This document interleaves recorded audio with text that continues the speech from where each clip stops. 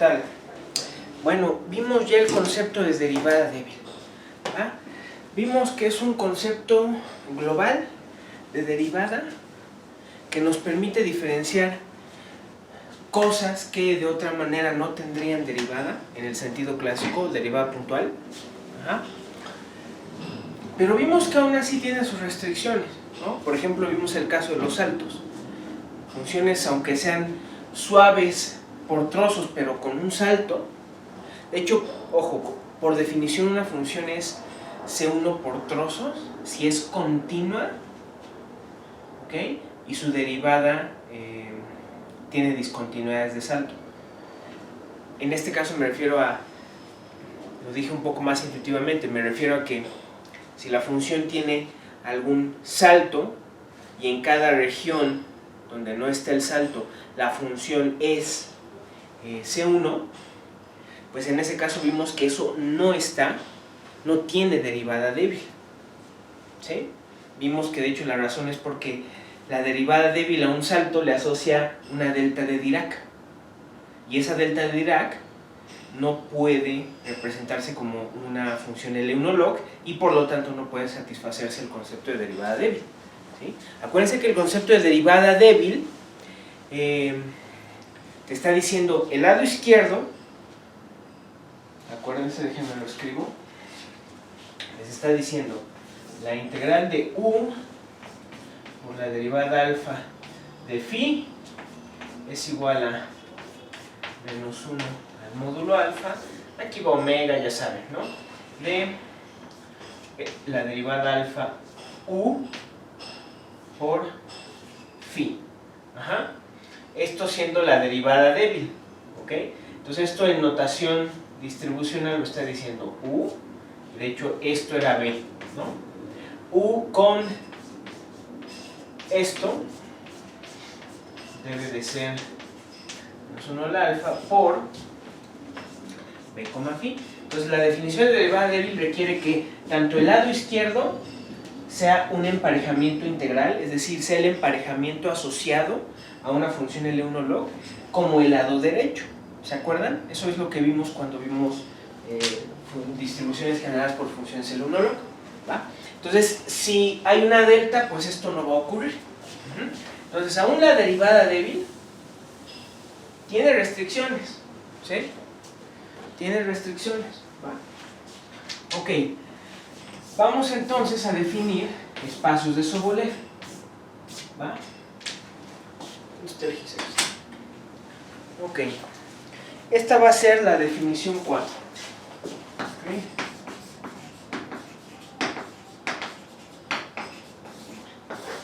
Definición 4. El espacio de Sobolev WKP de omega consiste de todas las funciones u de clase L1 log en omega, tales que para todo alfa multiíndice, tal que el módulo de alfa es menor o igual que k, por eso está aquí la k, ¿ok? De alfa u, la derivada débil, existe en sentido débil, ajá, y pertenece a LP.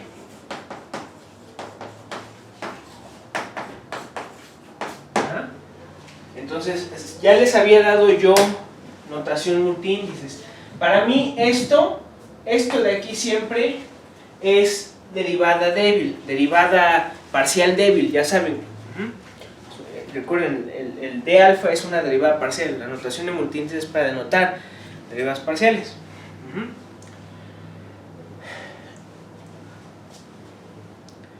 Para mí, siempre que yo escriba eso es derivada débil. Me pueden decir, y la clásica, es que ahí está. Si una función tiene derivada clásica es la débil, por unicidad de la derivada débil, ¿no?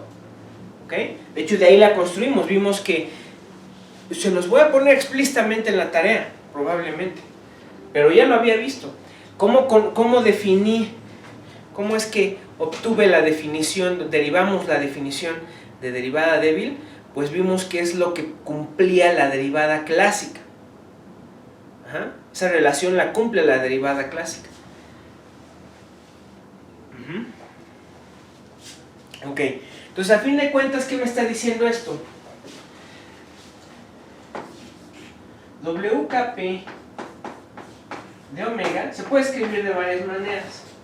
Aquí está una. Esta son todas las U en LP, tales que la derivada alfa de U, derivada débil, está en LP de omega para todo alfa menor o igual que acá. Punto. Ajá. Otra manera de escribirlo es WKP de omega es todas las... Y fíjense, cuando escribo esto, aquí hay que especificar para no ser redundantes, no está mal lo que escribí, para no ser redundantes, mayor a 0. El caso 0, si yo le dejo así aquí, ya incluye el caso 0, ¿no? Porque el módulo 0 es menor o igual a acá, obviamente. El caso 0 es este, ¿no? Dices, bueno, ya lo estás diciendo aquí, entonces nada más para no ser redundantes, ponle esta. ¿Va? WKP de omega son todas las U, que son distribuciones, ajá, tales que la derivada alfa de U está en LP de omega, ¿ok? Para todo, aquí sí le ponemos alfa menor o igual a acá. En particular, eso me está diciendo que deben ser L1 log. O sea, si está diciendo son distribuciones y cuando, fíjense, cuando alfa es 0, o sea, este caso, el caso de U, cuando alfa es 0 también debe estar en LP. ¿Sí? Entonces ya estás diciendo son L1 log. Acuérdense, cualquier función en LP es L1 log. Por lo tanto genera una distribución. ¿Sí? Todas estas son distintas maneras de escribir el mismo espacio. Yo creo que el que tiene menos confusiones es este, ¿vale? Son todas las funciones en LP cuyas derivadas hasta orden K, cualquiera de sus derivadas hasta orden K está en LP, punto, derivada débil. ¿Sí? ¿Ok? Ahora, notación. Esto es el caso que me interesa a mí. Aunque les estoy dando esto general, el caso que a mí me interesa es este. Si P es 2, HK de omega, le ponemos dos puntos igual porque es definición, es WK2 de omega. ¿Sale? Para todo K en los naturales, y H0 de omega es notación para L2 de omega. ¿Sale? ¿Por qué creen que es esto? ¿Por qué le ponemos esta notación? Porque resulta, pues al ser P2, ¿eso qué quiere decir? Que WK2, de hecho vean, esto está contenido en cualquier LP, ¿no? ¿Va? Entonces, cuando P es 2, WK2 está en L2. Entonces resulta, es lo que voy a probar, que estos espacios de Sobolev son de Banach. Y cuando P es 2, son de Hilbert, con un producto interno que les voy a escribir. ¿Va? Son de Hilbert, por eso es la H. De hecho, los espacios WK2 se llaman, bueno, más bien porque son espacios de Hilbert, se llaman espacios de Sobolev-Hilbert. Pero pues es común nada más decirles los HK. ¿Sí? ¿Sale? Bien. Entonces, definición 5.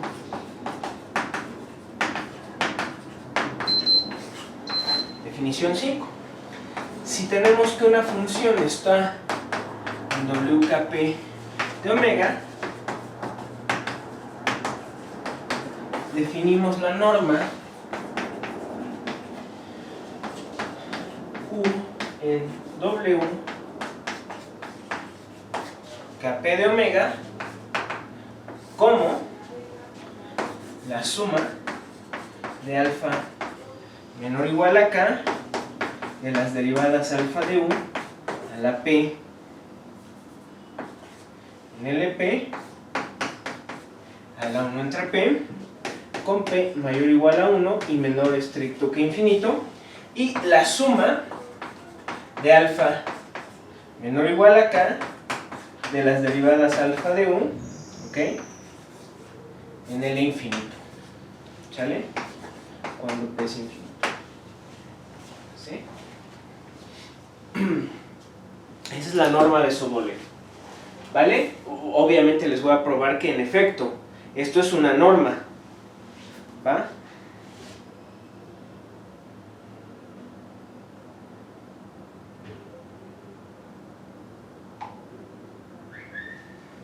¿Va?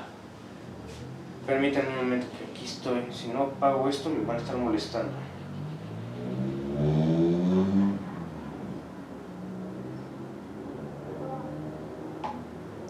¿Va? Ok. Primero, es muy fácil de acordarse cuál es la norma de Sobolev, ¿no? Igual y si están confundidos porque la notación de multíndice, no sé qué, es facilísimo acordarse quién es la norma de Sobolev. Ajá. Primero, una observación. Esta suma, pregúntense ustedes, es un poco una pregunta retórica.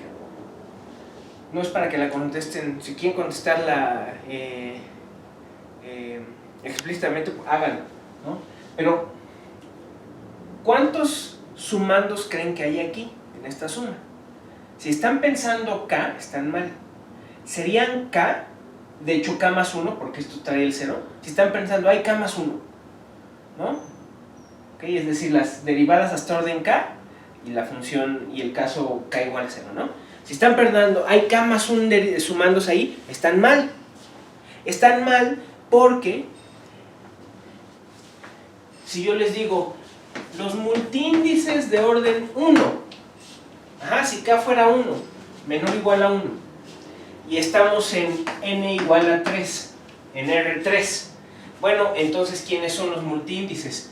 Son el 1, 0, 0, el 0, 1, 0 y el 0, 0, 1. Ahí están. Son los tres multíndices que dan derivadas de orden 1 y el 0, 0, 0, ¿no? ¿Ok? ¿Va? Entonces, si dijeron, si k es 1, hay dos sumandos, k igual a 1 y k igual a 0, no. ¿Cuántos sumandos hay? 1, 2, 3, 4, en n igual a 3. ¿Sí? ¿Ok? ¿Por qué? Porque alfa igual a 1, hay tantos sumandos de estos, al menos la cantidad de sumandos es mayor o igual a la dimensión, ¿no? Igual este. Si yo les digo alfa igual a k, el módulo de alfa igual a k, hay al menos k sumandos, que son el k0, 0, ¿ok? El 0k, así nos vamos, ¿no? ¿Ok? ¿Sale? Pero obviamente, o sea, si k fuera 2, pues también está el 1, 1, 0, ¿no? Que es distinto del 2, 0, 0, ¿no? Entonces hay una cantidad enorme de multíndice. Entonces esto no tiene k sumandos, ni k más 1, tiene muchos más. Tendría k más 1 en una dimensión, solo en una dimensión hay k más 1. ¿Por qué? Porque en una dimensión no hay varias variables, estamos en una variable, ¿sale? Pero en más dimensiones no es cierto. Entonces aquí hay una cantidad enorme de sumandos. ¿Cuántos? No me importa, realmente no me interesa. Por eso les decía, si quieren contestarse la pregunta de cuántos sumandos hay, pues more power to you, ¿ok? Pero no es algo útil de saber, al menos no para nuestros fines, porque es más bien como un problema de combinatoria, ¿no? Hay saber cuántos, por cada k cuántos hay para dada una n, bueno, ajá. Pero el punto es que a fin de cuentas es una suma finita. ¿Cómo pueden pensar entonces la norma de Sobolev? La norma de Sobolev no es más que la norma P, me refiero a la norma P en Rn o en Rn. Es más, digamos que, aquí pongo, digamos que esta suma tiene m sumandos. M sumandos. M, como les estoy diciendo aquí, con esto, va a ser una función de k y de la dimensión. ¿Sí? Supongamos que tienen m sumandos. Cada uno de estos va a ser una derivada de estas, ¿no? Entonces en sí lo van a poder acomodar todo esto.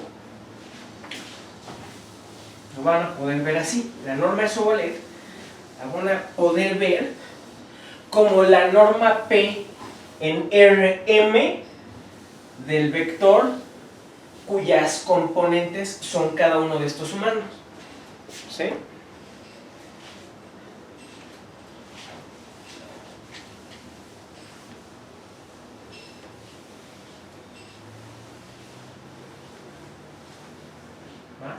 Entonces, piensen entonces en el vector derivada alfa de u a la p. Ajá. Es este vector, alfa va corriendo desde 0 hasta k. Quedamos que hay m, vamos para fijar ideas. Hay m sumandos, hay y por lo tanto hay m componentes, ¿no? Entonces esto es un vector de m componentes, suponiendo. ¿Sí? Calculen la norma m, y por m me refiero a la norma en Rm, ¿ok? La norma, mejor dicho, P, ¿cómo lo escribo? La norma P de este vector, así de simple. Pero me refiero a la norma P en Rm. Entonces, ¿quién va a ser esta norma? Va a ser esta componente a la P, ¿ok? Sumada, ¿ok? Sumada, menor o igual a K, ¿ok? A la 1 entre P. ¡Pum! Esa es la norma de Sobolev, ¿no? ¿Ok? ¿Sale? Entonces no creo que sea una norma complicada de saber o por qué la escoges así, por qué se escribe así. No es una norma difícil de entender. ¿Sí? Ahora, mucho ojo, esta pregunta me la estuvieron haciendo un par de ustedes en una tarea, que si estaba bien usar cierta norma para tal ejercicio, en Rn las normas son equivalentes. Mucho ojo, si ustedes están trabajando en un espacio donde las normas son equivalentes y quieren probar algún resultado de convergencia, algún resultado métrico, por lo tanto, no importa qué norma usen, ¿sí? Si quieren probar qué tal operador es acotado, pues no importa qué norma uses. Sin embargo, si necesitan probar algo involucrando espacios de Hilbert, tienen que tener cuidado, tienen que ver el resultado, porque no bajo cualquier norma Rn o Rm es de Hilbert, ¿sí? No bajo cualquier norma Rm es de Hilbert, nada más con la norma 2, ¿sí? Y lo mismo con este. Yo les puedo dar otra norma, ahí les va, aquí la escribo, creo que esto lo puse como observación.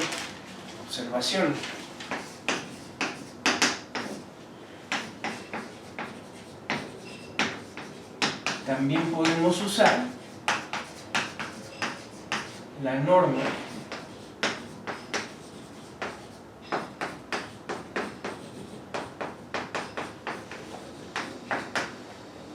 suma de esto. Esta es una norma igual. Vean, el caso infinito ya está aquí.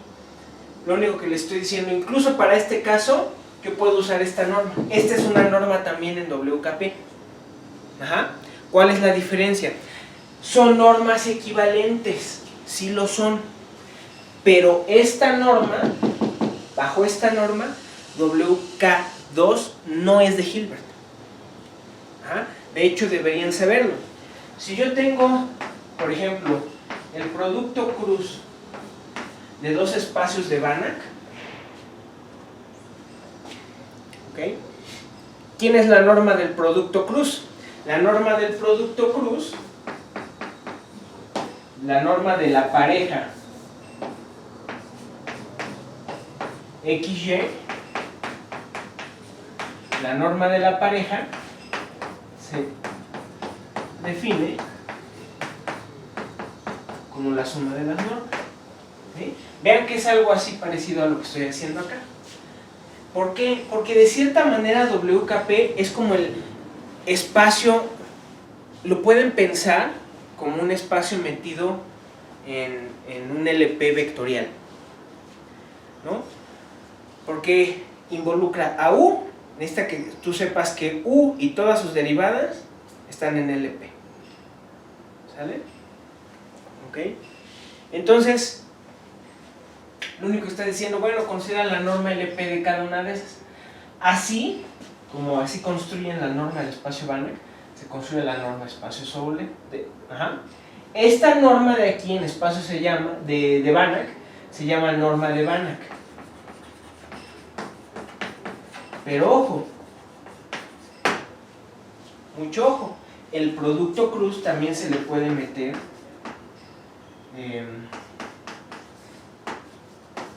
otra norma, que es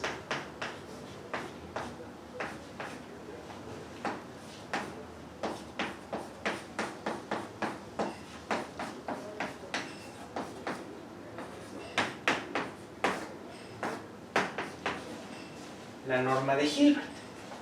Ajá.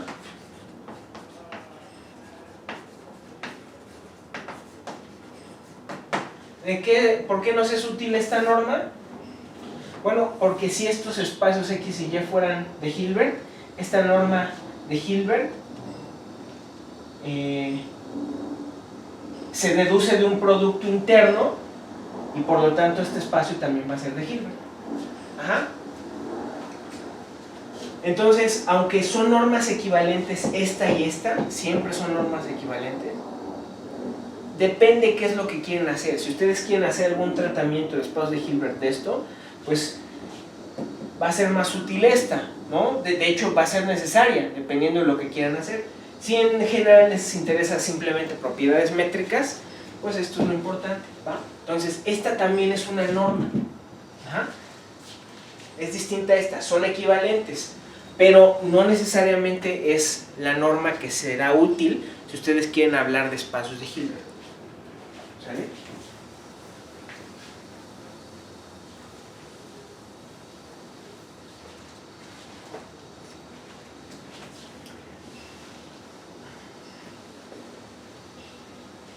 Bien, entonces déjenme darles ahora un ejemplo. Un ejemplo de una función en un espacio de Sobolev, pero esto es más interesante que los ejemplos pasados. Sea omega, la bola unitaria centrada en 0 en Rn. Y vamos a definir la función u de x como x a la menos, que le pongo aquí,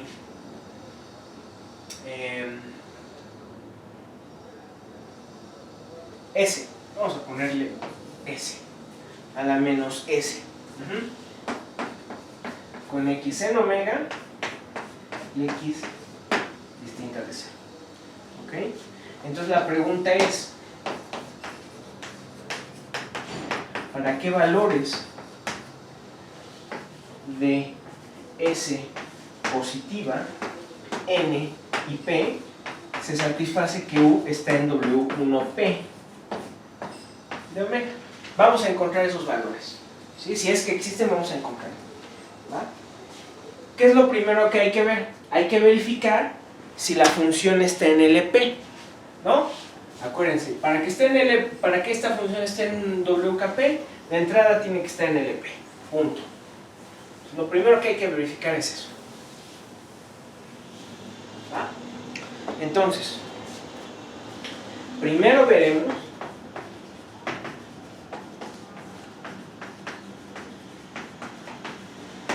si resulta que un está en LP. ¿Llamen?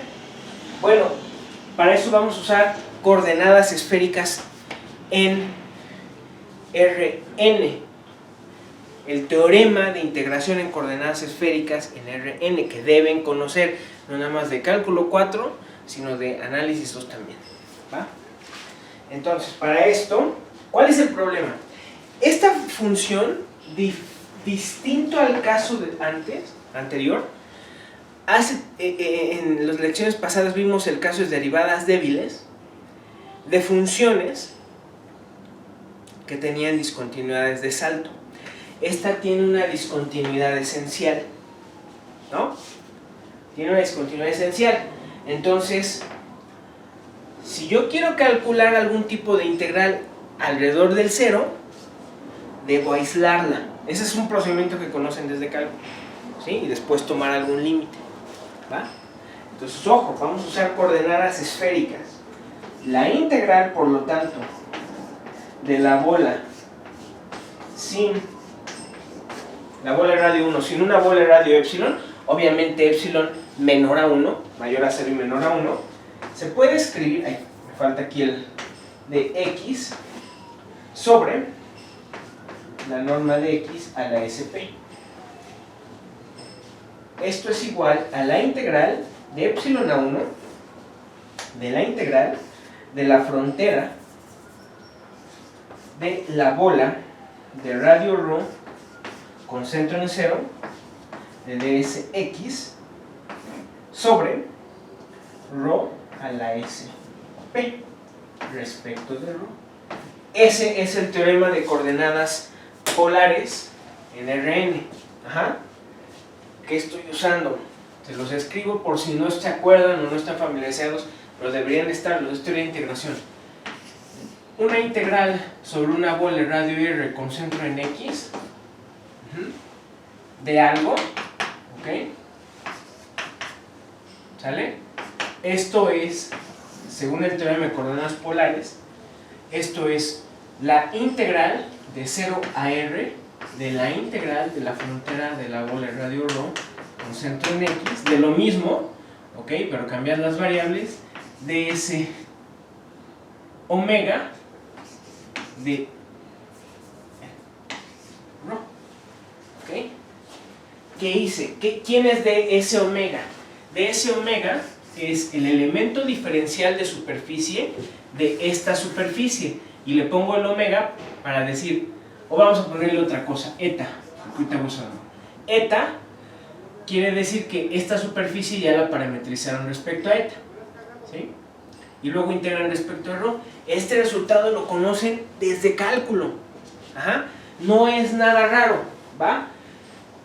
Vean que lo único que estoy haciendo es que estoy diciendo integra sobre la esfera, y luego, ya que integraste sobre la esfera, ahora barre todas las esferas entre 0 y R. ¿Qué te da eso intuitivamente? Pues la bola. Es lo único que me está diciendo ese teorema, ¿sí? Teorema que se estudia, se puede probar con integración de Riemann en cálculo, y en análisis 2 lo ven con medida de Lebesgue y varias cosillas, ¿sí? ¿Va?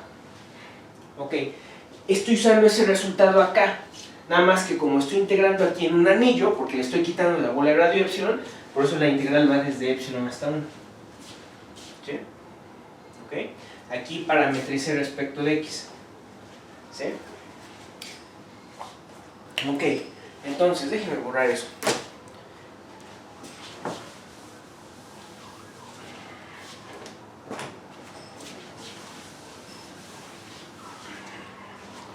Ok, entonces eso es igual, y fíjense, ya le puse ρ aquí porque la función es radial, ¿no? La función no es radial, y por lo tanto x evaluada en la frontera de la bola de radio ρ vale ρ, ¿no? Pues claro. ¿sí? Por eso aquí le puse ρ, ¿va? La función es radial. Eso quiere decir que a la hora de parametrizar por x, aquí no pela nada. Esto sale inmediatamente de la integral respecto a superficie. Entonces esto es igual a la integral de epsilon a 1, ¿va? De 1 entre ρ a la SP por la integral sobre la frontera de la bola de radio ρ con centro en 0 de dsx, todo esto respecto de ρ. Ahora, mucho cuidado, una notación, esto también es notación estándar, la deben conocer también desde cálculo, notación estándar. La medida de Lebesgue de, primero, antes de eso, el área de la n esfera, si esto es S a la n menos 1, la n esfera unitaria, perdón, no, aquí es 1. El área de la n esfera unitaria en cálculo, en análisis, o sea, el área de esto, se denota como omega n, no w, omega n. ¿Ok? Ustedes deben de saber ya, desde cálculo, que el área de la frontera de la bola de radio ρ con centro en 0, ρ es igual a ρ a la n menos 1 por omega n. ¿Sí? Es decir, la diferencia entre esta y esta va a ser un módulo. ¿Sí? O sea, el área de esta es esta por r a la n menos 1. ¿Sale? Entonces esto es notación estándar. Por favor, ténganla en mente. Y esto se vale igualmente si ponen x. ¿Por qué? Por la invariancia de traslaciones de la medida de área superficial. Que la medida de área superficial se puede entender como una medida de Hausdorff en dimensiones menores a n, y esa de hecho es equivalente, también se puede entender como una medida de Lebesgue en dimensiones menores a n. Por esa invariancia bajo traslaciones, no importa si le ponen 0 o le ponen x aquí. ¿Eso qué quiere decir? Que esto de acá, ¿esto qué es? Pues es el área de esto, y por lo tanto esto es omega n. ¿Sale? Y perdón, aquí es ρ, entonces es ρ a la n menos 1 por omega n. ¿Va? Entonces,